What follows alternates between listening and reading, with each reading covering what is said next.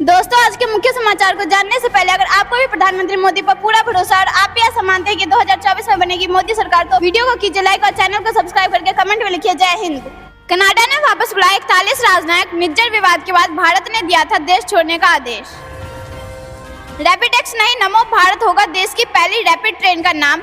160 kilometre per hour होगी रफ्तार। गलत को सिर्फ गलत कह रहा भारत। इजराइल हमास की लड़ाई के बीच पीएम मोदी ने फिलिस्तीन लगाया फोन। भारत ने महाविनाशक हथियारों की सुरक्षा पर उठाया सवाल। कहा ये हथियार आतंकी संगठनों को मिले तो विनाश तय। कोहली के शतक के तूफान में उड़ा बांग्लादेश। भारत ने वर्ल्ड कप 2023 में लगाया जीत का चौका।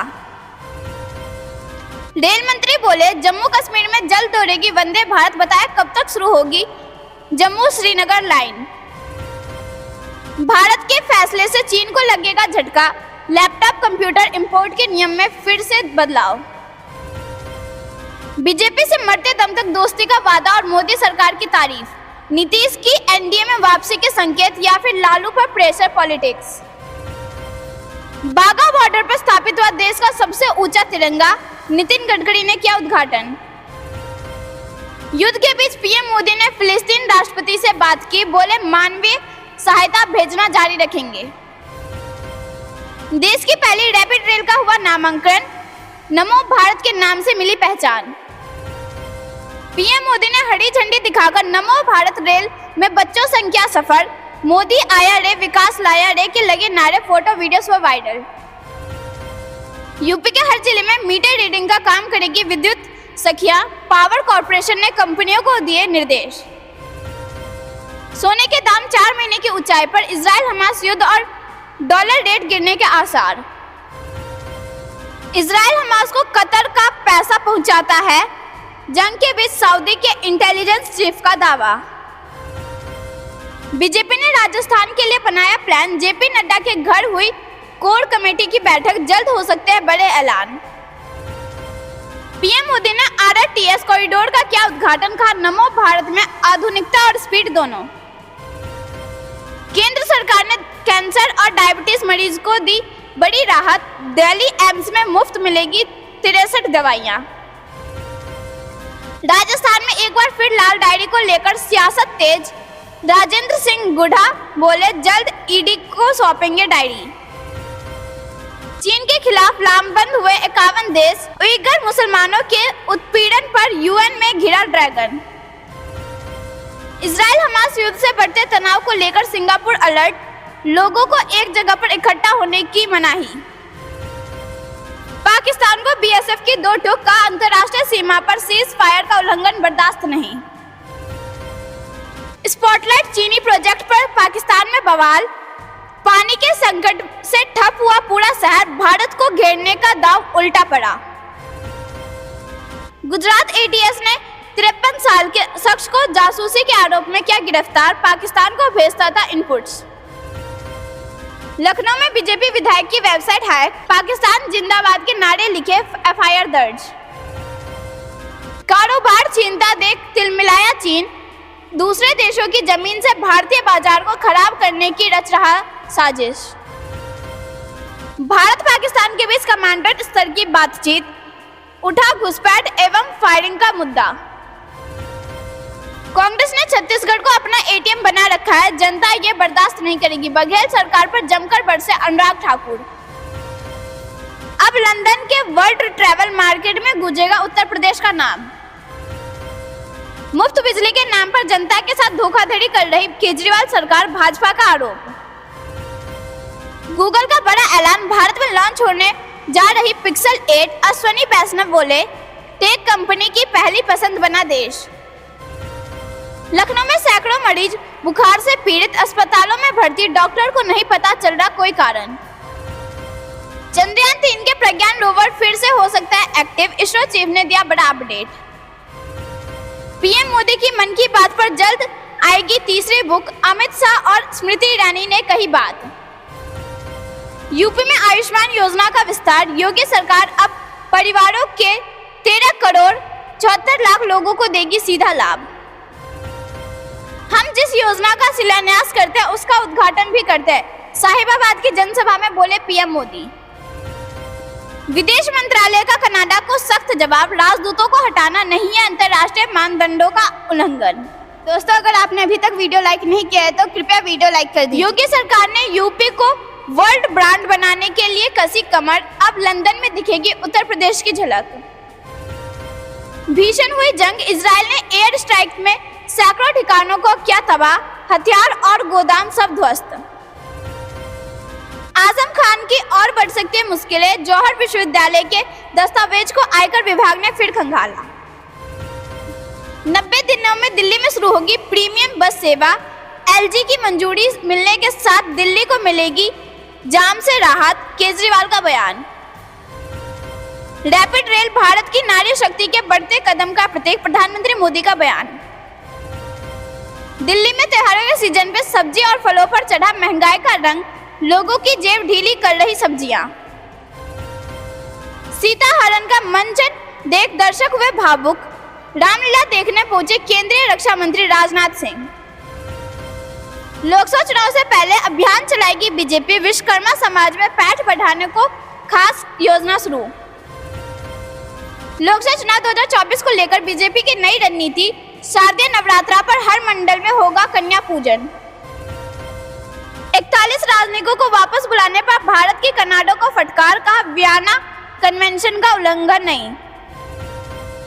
मंडला में सीएम शिवराज सिंह ने कांग्रेस पर लगाए आरोप, आदिवासियों के मुद्दे पर दिया बड़ा बयान। जानवरों जैसा काम किया है तो वैसी ही मौत मिलेगी, इजरायली मंत्री ने हमास को दी कड़ी चेतावनी। अडानी सीमेंट ने $3.5 अरब का लोन किया रीफाइनेंस, 10 इंटरनेशनल बैंकों से मिला कर्ज। सरकारी अधिकारी सीवर सफाई के दौरान मरने वालों के परिवारों को देंगे 30 लाख रुपए का मुआवजा, सुप्रीम कोर्ट का आदेश। दोस्तों, अगर आपने अभी तक वीडियो लाइक नहीं किया है तो कृपया वीडियो लाइक कर दीजिए। हमास की जड़ें उखाड़ने की तैयारी में इजराइल, अब अरब देशों की एकजुटता पर खड़ा हुआ नया संकट। प्रधानमंत्री उज्ज्वला योजना के तहत जिला समिति तय करेगी नए लाभार्थी, 75 लाख नए कनेक्शन देने के लिए सरकार ने लिया फैसला। गुजरात में मानव तस्करी के विरुद्ध 851 स्थानों पर छापेमारी, स्पा सेंटर और होटलों की आड़ में चल रहा धंधा। फिलिस्तीनियों की आकांक्षाएं पूरी हो और इजराइल की सुरक्षा भी हो सुनिश्चित, कांग्रेस अध्यक्ष खड़गे ने की अपील। बांग्लादेश पर भारत की शानदार जीत, पीएम मोदी ने भारतीय टीम को दी बधाई, बोले हमें अपनी इंडियन टीम पर गर्व। राहुल गांधी अपने पार्टी के राजनीतिक आका, केंद्रीय मंत्री स्मृति ईरानी ने कहा अहंकार के कारण अमेठी हारे। पीएम मोदी हमारे ब्रह्मास्त्र हैं, भाजपा ओबीसी मोर्चा प्रमुख ने तारीफ में पढ़े कसीदे। पाक कलाकारों पर बैन लगाने की याचिका बॉम्बे हाईकोर्ट में रद्द, जज ने बताई सच्चे देशभक्त की परिभाषा। दोस्तों, अगर आपने अभी तक वीडियो लाइक नहीं किया है तो कृपया वीडियो लाइक कर दीजिए। फिलिस्तीन को लेकर पुरानी नीति पर भारत अडिग, फिलिस्तीनी राष्ट्रपति अब्बास को पीएम मोदी ने मदद का दिया आश्वासन। जुआ, अवैध सट्टेबाजी से 2 लाख करोड़ रुपए के टैक्स रेवेन्यू का नुकसान, थिंक चेंज फोरम की रिपोर्ट में खुलासा। दोस्तों, अगर आपने अभी तक वीडियो लाइक नहीं किया है तो कृपया वीडियो लाइक कर दीजिए। साइबर क्राइम पर नकेल कसने के लिए सीबीआई ने चलाया ऑपरेशन चक्र, 11 राज्यों में 76 जगहों पर छापेमारी। गाजा में स्थिति गंभीर, वहां से लोगों को निकालना थोड़ा मुश्किल, भारतीय के फंसे होने को लेकर विदेश मंत्रालय का बयान। क्रूड ऑयल के लिए चीनी मुद्रा में पेमेंट की मांग कर रहा था रूस, मोदी सरकार ने दिया झटका। संजय सिंह को बड़ा झटका, ईडी की गिरफ्तारी के खिलाफ हाई कोर्ट ने खारिज की याचिका। पंजाब सरकार और राज्यपाल में विवाद के बीच विधानसभा सत्र स्थगित, सुप्रीम कोर्ट जाएंगे सीएम मान। अयोध्या में मुसलमानों ने एक सुर में उठाई मांग, धन्नीपुर मस्जिद का पीएम नरेंद्र मोदी करे शिलान्यास। सोवियत संघ ने जो नहीं किया था वो भारत ने कर दिया, मोदी सरकार के मास्टर स्ट्रोक से बौखलाया कनाडा। गरीबों के लिए वरदान है मोदी सरकार की स्कीम, अन्न, आवास और अस्पताल तक मुफ्त सेवा। इस बार त्योहारों पर नहीं पड़ेगी महंगाई की मार, आश्वासन दे रही मोदी सरकार। राम मंदिर के प्राण प्रतिष्ठा उत्सव में 15 स्थलों पर होगी 1 लाख भक्तों के भोजन की व्यवस्था। राम मंदिर दर्शन के लिए गांव-गांव में निमंत्रण देंगे स्वयं सेवक। 1 से 15 जनवरी तक पूरे देश में चलेगा विशेष अभियान। दोस्तों, अगर आपने अभी तक वीडियो लाइक नहीं किया है तो कृपया वीडियो लाइक कर दीजिए। काशी विश्वनाथ और गोल्डन टेम्पल की तरह दमकेगा अयोध्या का राम मंदिर। दीवारों से लेकर दरवाजे चौखट तक लगेगा सोना। सिंधे गुट ने जारी किया दशहरा रैली का टीजर। अयोध्या राम मंदिर और बाबा साहेब का भी उल्लेख। यूपी के 1.25 करोड़ परिवारों को मिलेगा पट्टे की जमीन का मालिकाना हक। सीएम योगी का ऐलान। मुख्यमंत्री योगी ने कहा, पहले आवास की व्यवस्था होगी, फिर सार्वजनिक भूमि से बेदखल किए जाएंगे गरीब। छोड़ो अखिलेश विगड़े, समाजवादी पार्टी अध्यक्ष का नाम सुनते ही कमलनाथ खिन। इंडिया गठबंधन में बढ़ी खटास। डरिए नहीं लालू जी, नीतीश को धक्का देकर तेजस्वी को सीएम बना लीजिए। बीजेपी का गेट बंद है, गिरिराज सिंह का बयान। कोविंद समिति के साथ अपना रोडमैप साझा करेगा विधि आयोग। राजनीतिक दलों को लिखा पत्र। विध्वंसक जहाज इम्फाल नौसेना के बेड़े में शामिल। पनडुब्बी रोधी हथियार, रॉकेट लॉन्चर से बढ़ेगी ताकत। शराब घोटाले में आम आदमी पार्टी का सब कुछ दांव पर। केजरीवाल के साथ पार्टी के अस्तित्व पर भी सवाल। मामलों के निपटारे में देरी से न्याय व्यवस्था से भरोसा उठ जाएगा। सुप्रीम कोर्ट की अहम टिप्पणी। कर्नाटक में बीजेपी और जेडीएस गठबंधन को केरल सीएम की मंजूरी वाले देवेगौड़ा के दावे पर बवाल। केरल में सियासत तेज। अरब सागर में बन रहे चक्रवाती तूफान के हालात। रास्ता बदलकर गुजरात से टकराने की आशंका। कॉन्ट्रैक्ट पर भर्ती करने का आदेश करेंगे रद्द। एमबीए पर आरोप लगा। डिप्टी सीएम फडणवीस ने किया ऐलान। दोस्तों, अगर आपने अभी तक वीडियो लाइक नहीं किया है तो कृपया वीडियो लाइक कर दीजिए। सवेरा के 6ठे संस्करण का आयोजन 7 दिसंबर को। आत्मनिर्भर भारत की भावना को उजागर करना उद्देश्य। हड़ताल के कारण ओडिशा की सड़कों पर 14,000 निजी बसें नदारद। दुर्गा पूजा की छुट्टी से पहले लोग हुए परेशान। मौद्रिक नीति का सक्रिय रूप से मुद्रास्फीति पर लगाम लगानी चाहिए। आरबीआई गवर्नर ने कही बात। जनधन योजना देश में वित्तीय समावेशन का सबसे बड़ा साधन। वित्त मंत्री निर्मला सीतारमण ने आतंकवाद पर कही बात। 5,000 रुपए तक के कर्ज 48% बढ़े। आरबीआई ने छोटी उधारी बढ़ने पर कर्जदाताओं को सख्ती बरतने की दी सलाह। सोने में 250 रुपए का उछाल। चांदी की कीमत 500 रुपए कमजोर हुई। ये जानते कुछ खबरों को विस्तार से। उससे पहले वीडियो को लाइक करके चैनल को सब्सक्राइब करिए और कमेंट में लिखिए जय हिंद। कनाडा ने वापस बुलाया 41 राजनयिक। निज्जर विवाद के बाद भारत ने दिया था देश छोड़ने का आदेश। जी हां दोस्तों, कनाडा ने भारत में मौजूद अपने 41 राजनयिकों को वापस अपने यहां बुला लिया है। खालिस्तानी आतंकी हरदीप सिंह निज्जर की हत्या के आरोप भारत पर लगाने के बाद से दोनों देशों के रिश्ते में तनाव पैदा हो गया था। कनाडा के विदेश मंत्री मेलानी जोली ने स्थानीय समय के मुताबिक गुरुवार यानी 19 अक्टूबर को राजनयिकों को बुलाने की जानकारी दी। उन्होंने ये भी कहा कि कनाडा जवाबी कार्रवाई नहीं करेगा। दरअसल कनाडाई विदेश मंत्री के जवाबी कार्रवाई से मतलब भारत राजनयिकों को भी देश छोड़ने का आदेश देने से है। विदेश मंत्री जोली ने कहा कि भारत ने राजनयिकों को शुक्रवार तक देश छोड़ने का आदेश दिया था। उन्होंने कहा था कि अगर वे ऐसा नहीं करते हैं तो उनकी राजनयिक ओहदे को रद्द कर दिया जाएगा। उन्होंने कहा था कि भारत का ये कदम अनुचित है। राजनयिक संबंधों को लेकर बनाए गए वियना कन्वेंशन का साफ तौर पर उल्लंघन है। विदेश मंत्री ने एक प्रेस कॉन्फ्रेंस में कहा, भारत की कार्रवाई की वजह से हमारे राजनयिकों की सुरक्षा को देखते हुए हमने भारत से उन्हें बुला लिया है। उन्होंने कहा, अगर हम राजनयिकों के प्रति बनाए गए नियम को टूटने देते हैं तो दुनिया में कोई भी राजनयिक सुरक्षित नहीं रहने वाला है। इस वजह से हम भारत की कार्रवाई पर कोई रिस्पांस नहीं देने वाले हैं। जिन 41 राजनयिकों ने भारत छोड़ा है उनके साथ 42 ऐसे भी लोग हैं जो उनके परिवार के सदस्य हैं। दोस्तों, अगर आपने अभी तक वीडियो लाइक नहीं किया है तो कृपया वीडियो लाइक कर दीजिए। रुक करते हैं अगली बड़ी खबर की तरफ। गलत को सिर्फ गलत कह रहा भारत। इजराइल हमास की लड़ाई के बीच पीएम मोदी ने फिलिस्तीन लगाया फोन। जी हां दोस्तों, जब इजराइल में घुसकर हमास के आतंकियों ने कत्ले-आम मचाया तो प्रधानमंत्री नरेंद्र मोदी ने दुनिया के उन चुनिंदा नेताओं में से थे जिन्होंने सबसे पहले 7 अक्टूबर को ही ट्वीट कर आतंकी हमले की कड़े शब्द की निंदा की। यह सहानुभूति इजराइल की जनता, सरकार और उसके समर्थकों की दिल छू गई। भारत में 2 खेमे बन गए हैं। एक खेमा कहने लगा कि भारत खुलकर इजराइल के सपोर्ट में आ गया है। किसी ने कहा कि फिलिस्तीन को यूं अकेले छोड़ना चाहिए था। कुछ मुसलमानों ने अटल बिहारी वाजपेयी का दशकों पुराना वीडियो शेयर करना शुरू कर दिया जिसमें वो फिलिस्तीन के सपोर्ट में बोल रहे थे। हालांकि विदेश मंत्रालय का प्रतिक्रिया बिल्कुल सधी हुई थी। इजराइल और फिलिस्तीन संकट पर भारत की विदेश नीति एक तरह से बैलेंस करने की है। भारत किसी का सपोर्ट नहीं कर रहा। बस के हमले पर पीएम मोदी के ट्वीट ने न सिर्फ भारत में चर्चा का विषय बना रहा बल्कि अरब देशों में भी इस पर हलचल रही। कई अरब एक्सपर्ट ने कहना शुरू कर दिया कि लंबे समय से भारत का फिलिस्तीन पर जो स्टैंड था उसी पर कायम रहना चाहिए था। मिडिल ईस्ट एवं पश्चिम एशिया में बड़ी संख्या में भारतीय समुदाय रहता है। ऐसा में अरब तंत्र में टेंशन बढ़ना लगा। हालांकि मामला इतना सीधा। प्रधानमंत्री मोदी ने आतंकी हमले पर मारे गए लोगों के प्रति दुख जताते हुए पीड़ित परिवार के प्रति सांत्वना की जाए। यह मुश्किल समय में इजराइल के साथ दिखाई गई एकजुटता थी।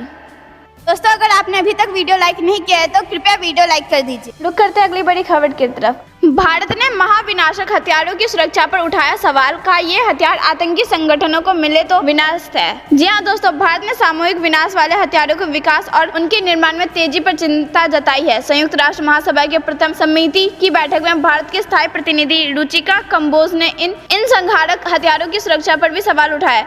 भारत ने कहा कि विश्व में इन हथियारों की बढ़ती संख्या चिंता का विषय है। ऐसे में जबकि टकराव बढ़ रहा है और आतंकी संगठनों का दायरा विकसित हो रहा है, तब ऐसे हथियारों से विनाश होने का खतरा और ज्यादा हो गया है। कंबोज ने कहा कि इन हथियारों की सुरक्षा की अब ज्यादा चिंता किए जाने की जरूरत है, क्योंकि अगर ये हथियार आतंकी संगठनों को मिल गए तो उनसे विश्व का विनाश होना तय हो जाएगा। भारत प्रतिनिधि ने संयुक्त राष्ट्र में महाविनाशक हथियारों का विकास रोकने और उनकी सुरक्षा के लिए आम सहमति कायम करने पर जोर दिया। दोस्तों, अगर आपने अभी तक वीडियो लाइक नहीं किया है तो कृपया वीडियो लाइक कर दीजिए। रुक करते हैं अगली बड़ी खबर की तरफ। कोहली के शतक के तूफान में उड़ा बांग्लादेश। भारत ने वर्ल्ड कप 2023 में लगाया जीत का चौका। जी हां दोस्तों, भारत ने वर्ल्ड कप 2023 में जीत का चौका लगा दिया है। भारत ने गुरुवार को पुणे के मैदान पर बांग्लादेश को 7 विकेट से रौंद डाला। बांग्लादेश ने 257 रन का लक्ष्य रखा था, जिसे भारत ने 41.3 आसानी से चेज कर लिया। विराट कोहली ने शानदार शतक की पारी खेली। वह 97 गेंदों में 103 रन बनाकर बाद रहे। उन्होंने 6 चौके और 4 छक्के लगाए। केएल राहुल ने 34 गेंदों में 3 चौका और 1 छक्का जड़ी नाबाद 34 रन बनाए। बता दें कि कोहली ने वर्ल्ड कप में चेज करते हुए पहली बार शतक जमाया। उनके वनडे करियर की 48वीं सेंचुरी है। लक्ष्य का पीछा करते हुए भारत ने शानदार आगाज किया। कप्तान रोहित शर्मा 40 गेंद में 48 रन और 7 चौके 2 छक्के के साथ और शुभमन गिल 55 गेंदों में 53 रन 5 चौके 2 छक्के ने पहले विकेट के लिए 88 रन की साझेदारी की। रोहित के ओवर में मोहम्मद हसन ने आउट किया, जबकि गिल ने 20वें ओवर में मेहदी हसन मिराज का शिकार बने। दोस्तों, अगर आपने अभी तक वीडियो लाइक नहीं किया है तो कृपया वीडियो लाइक कर दीजिए। रुक करते हैं अगली बड़ी खबर की तरफ। बाघा बॉर्डर पर स्थापित हुआ देश का सबसे ऊंचा तिरंगा। नितिन गडकरी ने किया उद्घाटन। जी हां दोस्तों, केंद्रीय मंत्री नितिन गडकरी ने गुरुवार को पंजाब के अमृतसर जिले में अटारी में देश के सबसे ऊंचे 418 फीट के राष्ट्रीय ध्वज का उद्घाटन किया। यहाँ पर मिले भारतीय तिरंगे के पोल की ऊंचाई 360 फीट थी। वहीं पाकिस्तान के झंडे की पोल की ऊंचाई 400 फीट। कार्यक्रम में पंजाब के मुख्यमंत्री भगवंत मान, अमृतसर के सांसद गुरजीत सिंह औजला और सीमा सुरक्षा बल के वरिष्ठ अधिकारी गडकरी के साथ मौजूद थे। गडकरी यहाँ दिल्ली अमृतसर कटरा एक्सप्रेसवे और अमृतसर बाईपास के प्रगति की समीक्षा के लिए पंजाब के दौरे पर थे। इस दौरान ध्वज का उद्घाटन करते हुए केंद्रीय मंत्री ने कहा कि झंडे के ऊपर एक निगरानी प्रणाली लगाई गई है, जो बीएसएफ सैनिकों को सीमा के पास गतिविधियों पर नजर रखने में मदद करेगी। केंद्रीय सड़क परिवहन और राजमार्ग मंत्री ने स्वर्ण मंदिर का भी दौरा किया और वहां प्रार्थना की। मीडिया कर्मी से बात करते हुए उन्होंने कहा कि मैं आज यहाँ स्वर्ण मंदिर के गर्भगृह में पूजा करने का सौभाग्य मिला, इसलिए मैं धन्य महसूस कर रहा हूँ।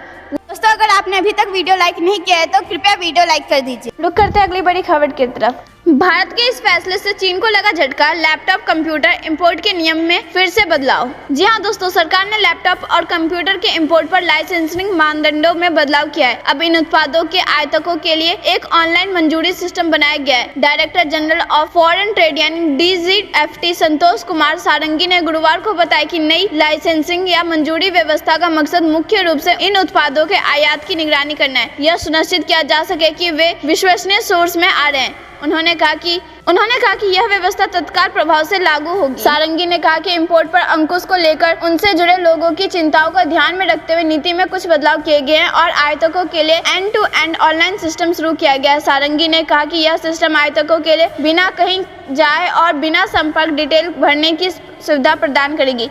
दोस्तों, अगर आपने अभी तक वीडियो लाइक नहीं किया है तो कृपया वीडियो लाइक कर दीजिए। रुक करते हैं अगली बड़ी खबर की तरफ। बीजेपी से मरते दम तक दोस्ती का वादा और मोदी सरकार की तारीफ। नीतीश की एनडीए में वापसी के संकेत या फिर लालू पर प्रेशर पॉलिटिक्स। जी हाँ दोस्तों, बिहार के मुख्यमंत्री नीतीश कुमार ने मंगलवार को बीजेपी का नाम अपने पुराने राजनीतिक साथी के साथ दोस्ती मरते दम तक निभाने की कसमें खाई। वहीं दूसरी तरफ उन्होंने पूर्वी चंपारण में केंद्रीय विश्वविद्यालय के लिए नरेंद्र मोदी सरकार का भी धन्यवाद किया। पूर्वी चंपारण में स्थित केंद्रीय विद्यालय के पहले दीक्षांत समारोह कार्यक्रम, जहां पर राष्ट्रपति द्रौपदी मुर्मू भी मौजूद थी, इस दौरान नीतीश कुमार ने जमकर बीजेपी सरकार की तारीफ की। पूर्वी चंपारण में केंद्रीय विश्वविद्यालय के गठन के लिए नीतीश कुमार ने पहले मोदी सरकार का धन्यवाद किया और फिर दूसरी तरफ कांग्रेस पर भी हमला बोला। नीतीश कुमार ने कहा कि वह पहले की सरकार में भी इस बात को लेकर कोशिश कर रहे थे कि पूर्वी चंपारण में केंद्रीय विश्वविद्यालय का गठन हो, मगर ऐसा संभव नहीं हो पाया और 2014 में बीजेपी सरकार आने के बाद ऐसा संभव हो पाया। नीतीश कुमार ने कहा कि मैंने कांग्रेस शासनकाल में चंपारण में केंद्रीय विश्वविद्यालय खोलने का प्रस्ताव रखा था, मगर उन लोगों ने मेरी बात नहीं मानी। 2014 में जब नई सरकार आई तो 2016